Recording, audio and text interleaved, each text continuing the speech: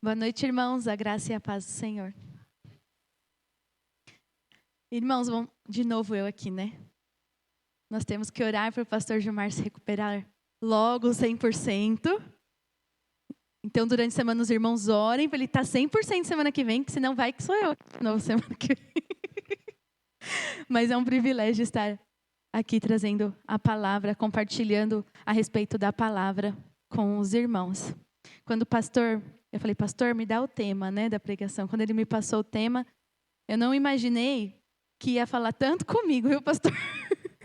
Então, eu espero que esse texto, eu espero que a palavra do Senhor fale também aos corações dos irmãos. Vamos abrir as nossas Bíblias lá em Lucas 24, do versículo 36 até o 53.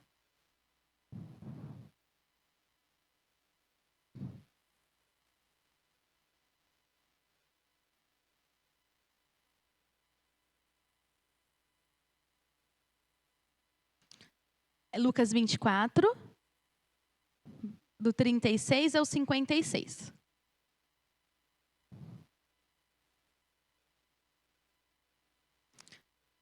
Diz assim: E falando ele dessas coisas, o mesmo Jesus se apresentou no meio deles e disse-lhes: Paz seja convosco. E eles, espantados e atemorizados, pensavam que viam algum espírito.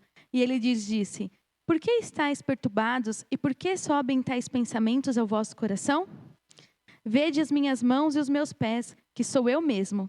Tocai-me e vede, pois um espírito não tem carne nem ossos, como vedes que eu tenho. E dizendo isto, mostrou-lhe as mãos e os pés. E não querendo, eles ainda, por causa da alegria, estando maravilhados, disse-lhes: Tende aqui alguma coisa que comer? Então eles apresentaram-lhe parte de um peixe assado e um favo de mel, o que ele tomou e comeu diante deles. E disse-lhes: São estas as palavras que vos disse, estando ainda convosco.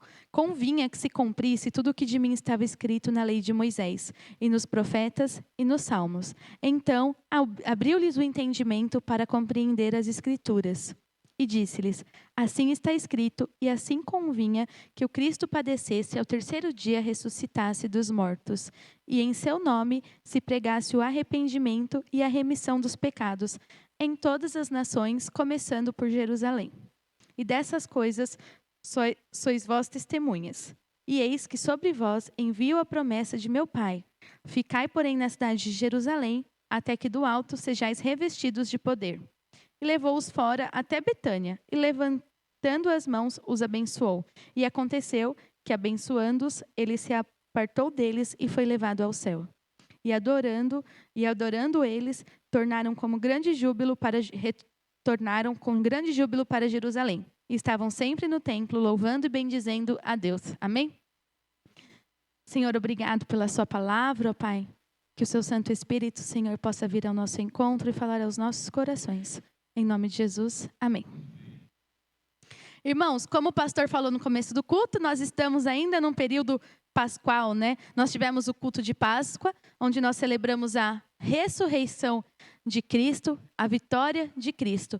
E no capítulo 24 do livro de Lucas, nós temos um relato a respeito da ressurreição de Jesus. Nós temos um relato, nós temos as provas e nós temos as evidências. Nesse capítulo, se a gente pegar lá desde o comecinho, né, nós temos a certeza, né, dada, né, por 2 anjos, as mulheres que visitaram o sepulcro, de que o Senhor tinha ressuscitado, conforme sua própria palavra. Nós tivemos também a visita que Pedro fez ao sepulcro, né? Pedro foi lá ver o que estava acontecendo e quando ele chegou lá, diz na palavra que ele só viu as faixas de linho e mais nada, e ele voltou admirado. A gente tem o encontro de Cristo com os discípulos a caminho de Emaús, a sua aparição aos 11 discípulos e a ascensão de Cristo. A ressurreição de Cristo é o fundamento da igreja. Fundamento esse, não fundamento humano, mas um fundamento divino. Conforme, né, o calendário litúrgico, nós estamos no tempo pascual que se inicia no domingo de Páscoa e quando se encerra? No domingo de Pentecostes. E é um período, irmãos, para nós refletirmos e aprofundar a nossa fé nesse Cristo que ressuscitou. Momento de refletir a respeito do amor, da verdade e da nossa esperança futura, da volta do nosso Senhor. Nesse texto que lemos, os discípulos tiveram dificuldades para crer na ressurreição, mas Jesus vem ao encontro deles para esclarecer as dúvidas. Assim também é conosco em nossas dúvidas. Jesus sempre vem ao nosso encontro. Quantas são as nossas dúvidas? Quantas perguntas nós temos? Ou melhor, quantas respostas nós vivemos buscando? Para tudo, né, irmãos? A nossa vida a gente vive buscando resposta. Tudo tem um porquê, né? Mas por quê? Mas por quê? Igual criança, né? As crianças tudo querem saber por quê. Mas por que disso? Mas por que daquilo? Às vezes eu estou conversando com o João, ele me coloca em cada enroscada. Eu pergunto assim, João, você fez tal coisa? Ele fala, por que você está perguntando? Eu falo, não, é só para eu saber. Quem te contou? Mas por quê? Então, a nossa vida, desde criança, é assim, né? Cheias de perguntas, de dúvida. E nesse texto, o que fala? Que os discípulos estavam com medo e com dúvidas. E aí Jesus chega e fala, paz seja convosco. Eles estavam reunidos, falando a respeito da ressurreição, falando dessas coisas, é o que diz no texto. Aí Jesus chega. E quando Jesus chega, acaba toda a dúvida. Aí eu fiquei imaginando, irmãos, a cena, nós aqui reunidos, né? Conversando a respeito de algo, né? Conversando a respeito das coisas do Senhor. Nossa, como será, né, que nós vamos fazer isso, vamos fazer aquilo? Aí Jesus entra e fala, não, tá aqui, estou esclarecendo tudo. E é assim nas nossas vidas. Jesus esclarece tudo para nós, ainda hoje. O Senhor continua falando aos nossos corações. O Senhor continua no nosso meio. E Jesus chega e deseja a paz aos discípulos. E o que acontece nesse texto? O que os discípulos pensam? Pensam que Jesus é um espírito. E eles ficaram com medo. Irmão, será que quando Jesus voltar, Jesus vai aparecer aqui, qual vai ser a nossa reação? Eu fiquei pensando isso, né? Falei, será que a gente vai ficar com medo agora? Né? Será que eu vou subir com o Senhor? Será que eu vou ficar? O que será que vai acontecer, né? E agora? Será que nós vamos ter medo ou nós vamos, né, ir reconhecer a Cristo de imediato? Porque aqui fala que eles já tinham ouvido falar. Pedro já tinha ido no sepulcro e tinha visto que Jesus não estava lá, né, que Jesus tinha ressuscitado. E aí quando Jesus chega, eles ficam com medo, né? Eles ficam com dúvida. Um medo, irmãos, que era sem fundamento. E isso acontece com a gente. Pois o medo nos leva a ver coisas ou pensar coisas que não são. Quem aqui é medroso? E aí que eu falei, né, que falou muito comigo, porque eu sou muito medrosa, irmãos. Minha mãe, o pastor, o Andrew sabe, né, como eu sou medrosa. E aí a gente para pensar, imagina eles, né, com aquele medo sem fundamento. E o medo faz isso com a gente. A gente acaba ficando ansioso. O medo nos leva a pensar coisas que não são verdades para a nossa vida. O nosso pensamento nos leva a um desespero desnecessário. E é o que aconteceu aqui. Eles estavam vendo, irmãos, vendo, e não acreditando.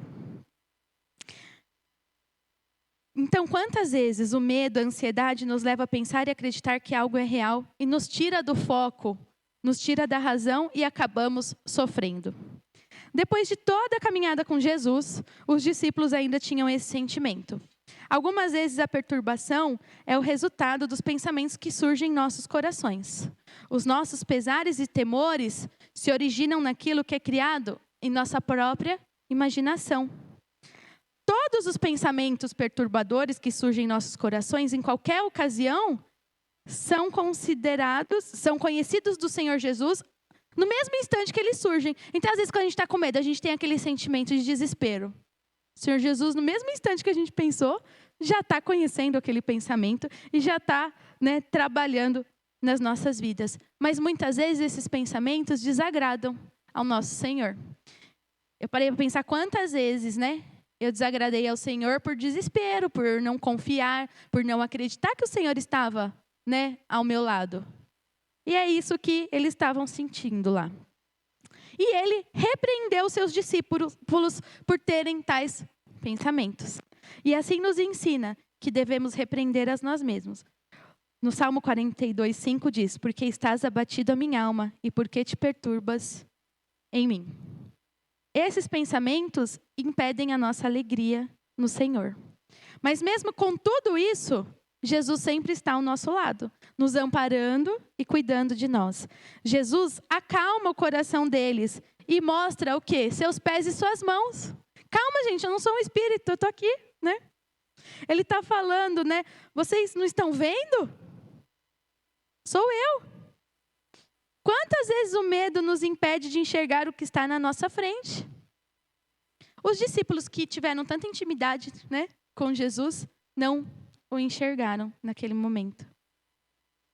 E Jesus está lá falando: sou eu mesmo que vocês conhecem com tanta familiaridade, com quem conversaram, conviveram, e vocês têm motivos de júbilo e não temor.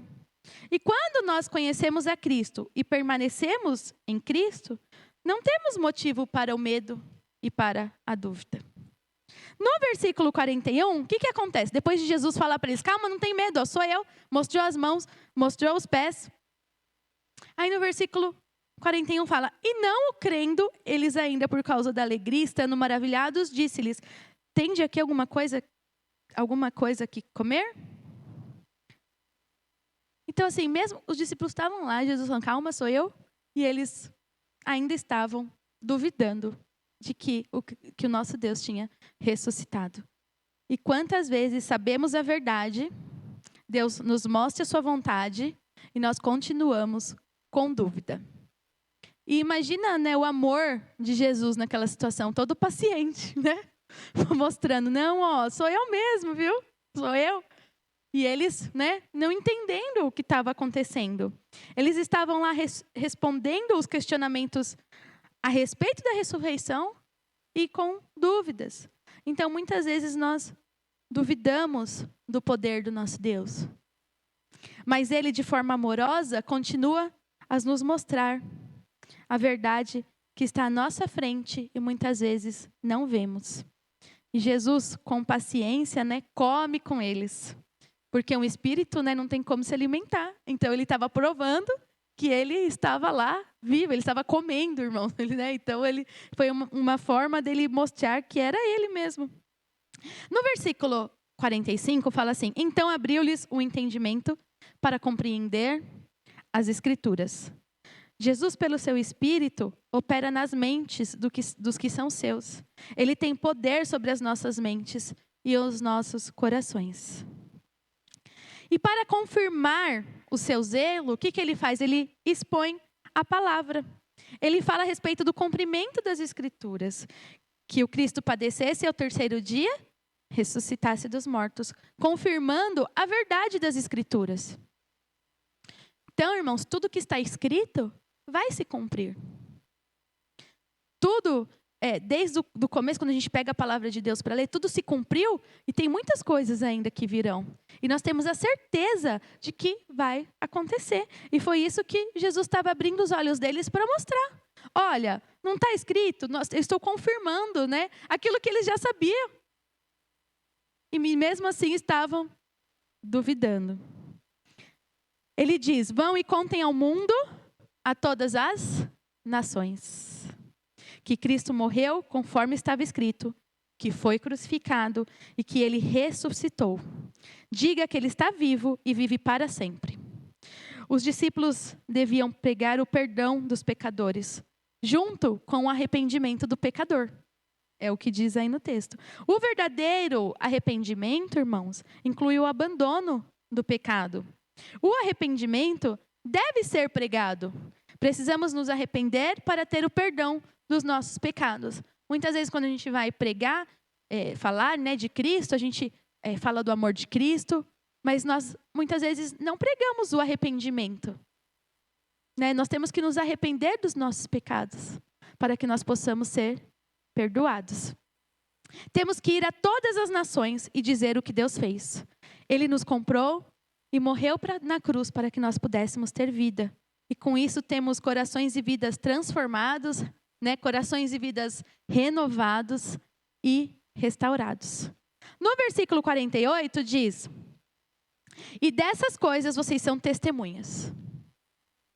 Nós somos testemunhas do amor de Deus. Os discípulos foram testemunhas, né? Como que eu posso falar? Eles viram, né? Oculares. E nós somos testemunhas porque Cristo nos resgatou. Se nós estamos aqui hoje, é pelo amor de Cristo, porque Cristo se revelou a nós e nós conhecemos o nosso Deus.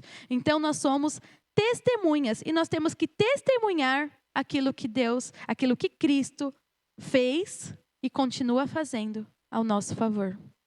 Jesus confirma a promessa da vinda do Espírito Santo também nesse texto, lá no versículo 49. Diz: e eis que sobre vós envio a promessa, então é uma promessa de meu Pai. Ficai, porém, na cidade de Jerusalém, até que do alto sejais revestidos de poder. Então é uma garantia, né? Ele garante o derramamento do Espírito Santo sobre eles para realizar essa missão. Aqueles que recebem o Espírito Santo são dessa maneira revestidos de um poder do alto para cumprir a vontade de Deus. Nós somos revestidos pelo Espírito Santo do Senhor com um propósito de cumprir a vontade de Deus. Missão sem o Espírito Santo é algo impossível, porque é Ele quem nos capacita para o evangelismo. É Ele quem nos capacita para levar a palavra dEle. E depois, né, continuando no texto, acontece a ascensão de Cristo. Jesus abençoa os seus discípulos e é elevado ao céu. Aqui Jesus nos abençoou. Jesus nos abençoa, irmãos, diariamente. A primeira coisa que Deus fez no tocante ao homem foi abençoá-lo. Lá em Gênesis 1, 27 e 28, diz assim: e criou Deus o homem à sua imagem. A imagem de Deus o criou, macho e fêmea os criou. E Deus os abençoou. E Deus lhes disse: frutificai, multiplicai e enchei a terra. E aí continua o texto. Então qual foi a primeira coisa que Deus fez? O abençoou. E o Senhor continua nos abençoando. Quantas bênçãos nós temos para contar e para testemunhar? São muitas bênçãos. Que muitas vezes a gente fala: eu recebi uma bênção, né? Mas não testemunha a respeito disso. Não testemunha a respeito do que Deus faz nas nossas vidas. E a primeira coisa quando Ele nos criou, tenho certeza que foi nos abençoar. E continua nos abençoando todos os dias, a todo momento. Ele quer nos abençoar. É uma realidade presente nas nossas vidas. Mas como nós recebemos essas bênçãos do Senhor? Olhando para Jesus. Jesus, subindo aos céus, os abençoou. Irmãos, quando Jesus encontrou, né, os discípulos, já pensou se Jesus chegasse? A gente, às vezes, não tem nem como imaginar o amor de Cristo, né? Porque eu acho que eu ia chegar e falar: nossa, Pedro, você me traiu, né? Nossa, vocês, sumiram todos, né? Eu tô aqui. Mas não, ele chegou com amor, né? Ele chegou desejando a paz para eles, colocando paz no coração deles que estava confuso, que estava com medo, que estava aflito. Jesus chega ao nosso encontro com esse grande amor. Foi o que eu preguei domingo passado, né? Como que Jesus se chega a nós? Com um grande amor, nos abençoando. E quando ele estava subindo, né, de volta para o céu, o que ele fez, irmãos? Abençoou os discípulos. E os discípulos o adoravam, estavam com o coração alegre e cheio de júbilo. Não tem como nós termos um encontro com Jesus e não sermos transformados, não termos o coração alegre. Então, aquele coração com medo e dúvida, lá do começo, o que se transformou? Em um coração alegre e um coração confiante. Confiança essa que eles tinham e nós temos. Qual confiança? De que o Senhor intercede por nós, de que o Senhor está conosco. Quando Cristo invade as nossas vidas, as aflições são silenciadas e as esperanças são mantidas. Em nossas dificuldades, Jesus sempre se faz presente e nos ajuda a crer, a confiar e a vencer essas dificuldades e nos abençoa. Jesus está presente conosco. Então, irmãos, nós somos chamados para proclamar arrependimento e perdão por meio daquele que morreu e ressuscitou a toda a humanidade, de acordo com as Escrituras. Não é o que está escrito? De acordo com as Escrituras. Como? No poder do Espírito Santo que nos é dado. Na ressurreição, quando a gente pega para ler a respeito da ressurreição, quando a gente lê esse texto, nós temos a certeza do quê? Do perdão. Nós temos a certeza do poder de Deus. Nosso Deus é poderoso. Nós temos a certeza da vitória de Deus sobre a morte. Nós temos a certeza da ressurreição do corpo. Nós temos a certeza da vida eterna, que é a nossa esperança viva. E com isso, nós temos a certeza da nossa missão, que é ir e fazer discípulos. E que nós possamos, assim como os discípulos no versículo 53 fala, estavam sempre no templo louvando e bendizendo a Deus. O Senhor nos resgatou com um propósito de cumprirmos a sua missão, de glorificarmos o seu nome com as nossas vidas. E por isso que nós possamos continuamente, durante toda a nossa vida, continuar louvando e bendizendo ao nome do nosso Senhor. Amém? Senhor, obrigado, Pai, pela sua palavra. Nos ajude, Senhor, nessa caminhada, Senhor. Nos ajude, Senhor, a cumprir a sua vontade. Que o seu Santo Espírito, Senhor, possa ser derramado, Senhor, sobre as nossas vidas, Senhor. E que nós possamos ser transformados através do seu Santo Espírito, Senhor. Use, Senhor, as nossas vidas para a sua honra e para a sua glória, Pai. Em nome de Jesus. Amém.